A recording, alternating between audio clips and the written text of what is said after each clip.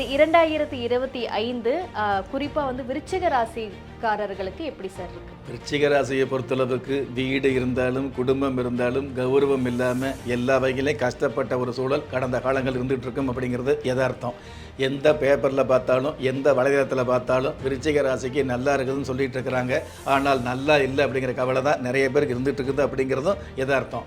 அந்த மாதிரி தேவையில்லாமல் கஷ்டப்பட்டுட்டு இருக்கிற தேவையில்லாமல் கடன் பட்டிருக்கக்கூடிய விருச்சிக ராசியை சேர்ந்தவர்களுக்கு, அதாவது கடந்த காலங்களில் விருச்சிக ராசியில் விருச்சிக ராசியை சேர்ந்தவங்களுக்கு 4ஆம் இடத்துல சனி பகவான் இருக்கிறதுனால தண்ட செலவு கொடுக்கக்கூடியது, மருத்துவ செலவு கொடுக்கக்கூடியது, வரவு வருவதற்கு முன்னாடியே செலவு அப்படிங்கிறது காத்துக்கிட்டு இருக்கிறது, தேவையில்லாத வீண் வம்பு வழக்குகள் வாசல் தேடி வர்றது, இந்த மாதிரி சூழல் அதிகமாக வந்துட்டு இருந்தது. 2025 புத்தாண்டு ஆரம்பிக்கும் பொழுதே அந்த எதிரிகள் உதிரியாகக்கூடிய ஆண்டாக இருந்துகிட்டு இருக்கும் அப்படிங்கிறத உறுதியாகவே நம்பலாம்.